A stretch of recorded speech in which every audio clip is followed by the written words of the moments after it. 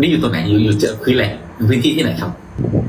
เอาด็อกเตอร์ให้เขาตอบมั่งดีด็อกเตอร์ ไม่ได้ยินอยู่สิที่ไหนนะ พนมเปญอ๋อพนมเปญมันอยู่ในเมืองเขาอาจจะไม่ได้อยู่ข้างนอกผมไม่ใช่คนพนมเปญนะผมเป็นคนเสียมเรียบเสียมเรียบเสียมเรียบมาจากอะไรฝนตกหนักนะครับพี่น้องท่วมนะบ้านเกิดของจ่าบอยนะพี่น้องที่เขาเคยเกิดนะแต่ว่าคือจ่าบอยปัจจุบันนี้คือย้ายมาอยู่กรุงพนมเปญนะพี่น้องอยู่ที่เขมรแต่บ้านเกิดเขาที่แท้จริงก็คือเสียมเรียบคือที่บอยอดได้ให้ดูทางเบื้องต้นนะเพราะว่ามีพี่คนไทยนะที่ได้ขึ้นไลฟ์สดในวันนั้นถามจ่าบอยคืออยู่จังหวัดเสียมเรียบนะบ้านเกิดของเขาแต่เพราะตอนนี้วันนี้น้ำท่วมนะพี่น้องแต่ไร้เงานะไอ้บอยเขมรนะอินฟูที่ชื่อดังที่สุดในกัมพูชานะไม่มีนะครับท่านผู้ชมไร้เงาเลยนะโอ้โหนะครับพี่น้องอวดดีอวดเก่งปากกล้านะพี่น้องนี่ทำไมไม่บริจาคทำไมไม่เข้าไปช่วยเหลือนะไหนบอกว่ามีกิจการไหนบอกว่ามีเงินเยอะมีรถหรูนะแต่พอน้ำท่วมท่านผู้ชมไร้เงาไอ้บอยเขมรนะครับพี่น้องไร้เงาเลยนะไม่ช่วยเหลือทั้งที่เป็นบ้านเกิดตัวเองนะนี่แหละพี่น้องสิ่งที่เขมรมีนะ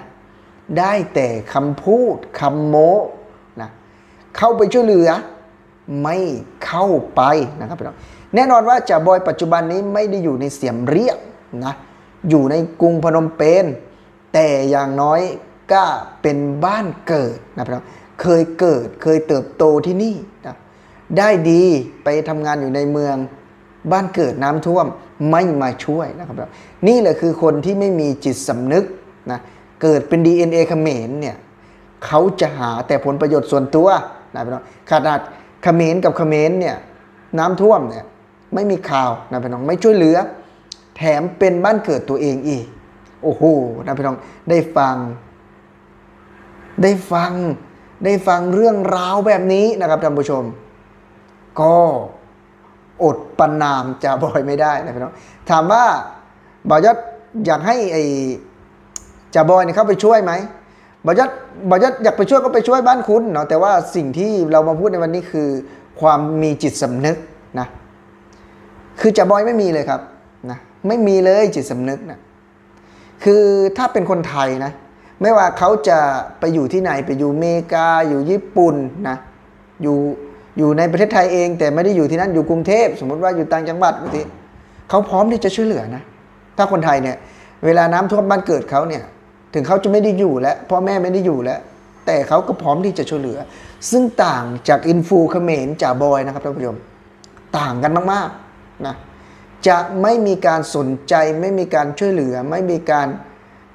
ไปเยียวยานะทำไมล่ะจ่าบอยนะน้ำท่วมในเขมรเนี่ยไม่ออกมาพูด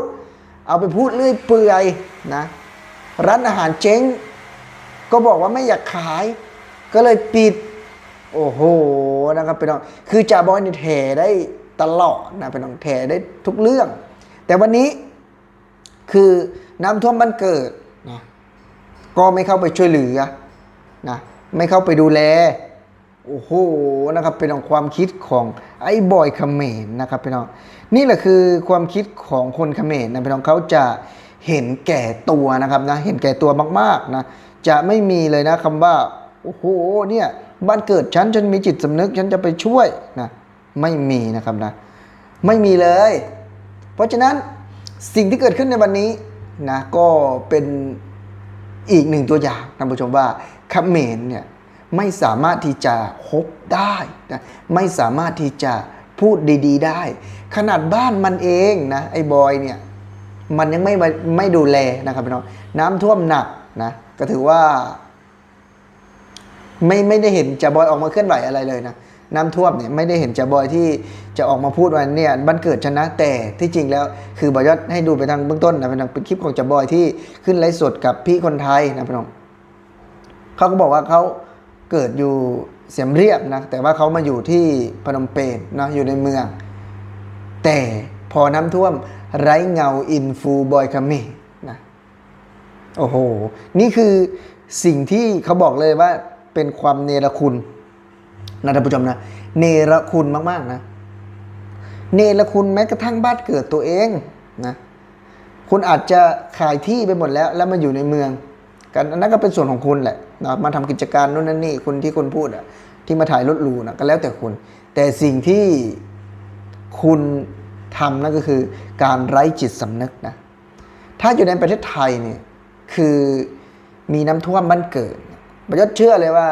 ทุกคนต้องร่วมไม้ร่วมมือร่วมใจกันนะเข้ามาพัฒนาเข้ามาช่วยเหลือนะครับแต่นี่คือไม่มีเลยนะไร้เงาจ่าบอยนะไร้เงาอินฟูชื่อดังของเขมรโอ้โหนะครับพี่น้องเพราะฉะนั้นสิ่งที่เกิดขึ้นนี้นะมันก็ส่งผลกระทบนะให้จ่าบอยแน่นอนเนาะอาจจะไม่วันนี้ก็วันหน้าแน่นอนเพราะคนที่ไม่มีจิตสำนึกกับบ้านตัวเองเนี่ยก็คือมันดูแย่มากๆนะพี่น้องเดี๋ยวบัญญัติจะทำเป็น2 EP นะครับพี่น้อง EP หน้าเดี๋ยวจะหาข้อมูลมาอีกนะก็จะมาเล่าให้พี่ได้ฟังหลายคนบอกว่าเว้ยจ่าบอยเขาไม่ได้เกิดที่นู่นก็บัญญัติเอาคลิปให้ดูนะครับท่านผู้ชมนะก็ทุกคนก็พิจารณาจากคลิปนะบัญญัติคือบัญญัติออกมาพูดเนี่ยบัญญัติคือไม่ได้พูดปากเปล่าแล้วก็นำหลักฐานคลิปวิดีโอนะที่บัญญัตินำเสนอคือไม่ใช่ข่าวโดยตรงนะครับท่านผู้ชมแต่เป็นกระแสดราม่านะกระแสโจมตีไอ้บอยนะเพราะว่าทำไมเพราะว่าบอกว่ายอดอยากปกป้องนะครับนะปกป้องประเทศไทยนะครับปกป้องผืนแผ่นดินไทยนะที่ให้โอกาสนะครับให้พื้นที่ทำมาหากินนะให้พื้นที่มีเขาเรียกว่าเป็นพื้นที่ที่เราอยู่แล้วสบายใจนี่คือประเทศไทยนะแต่เขมรเนี่ยมันไม่มีหรอกครับที่สบายใจเพราะว่ามันเห็นแก่ได้นะขนาดบ้านเกิดมันเนี่ยมันยังไม่เข้ามาดูแลไม่เข้ามาเทคแคร์อะไรเขาเลยนะครับท่านผู้ชมเพราะฉะนั้นสิ่งที่เขมรมีเนี่ยคือมันมีแต่การหลอกลวงนะพี่น้องการต้มตุ๋นนะเห็นแก่ได้ประโยชน์ส่วนตัวนะน้ำท่วมบ้านตัวเองน้ำท่วมแทนที่จะเข้ามาช่วยเหลือนะเข้ามาดูแลในจุดนี้ไม่มีจ่าบอยบอกโชว์เงินนะหลายหมื่นเรียวเนาะหลายแสนเรียวหลายล้านเรียวแต่ก็ไม่ได้มีที่จะมาช่วยเหลือสัก100 เรียวก็ไม่มีเพราะฉะนั้นสิ่งที่เกิดขึ้นล้วนแต่คำโม้นะครับพี่น้องล้วนแต่เป็นคำคุยไม่ได้มีอะไรใดๆเลยนะครับท่านผู้ชมนะไม่ได้มีอะไรใดๆเลยเพราะฉะนั้นสิ่งที่เกิดขึ้นในวันนี้ก็บ่งบอกแล้วว่าไม่สามารถที่จะคบได้นะครับท่านผู้ชมนะไม่สามารถที่จะคบได้แล้วคือต่อหน้า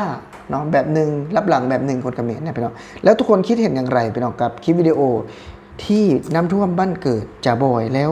ไม่เข้าไปช่วยเหลือนะเงินสักบาทสักแดงเดียวก็ไม่มีพี่น้องสำหรับทุกคนคิดเห็นใดๆก็คอมเมนต์เข้ามาดูพี่น้องสำหรับคลิปนี้บัญญัติจะขอลาพี่และน้องไปก่อนสวัสดีครับ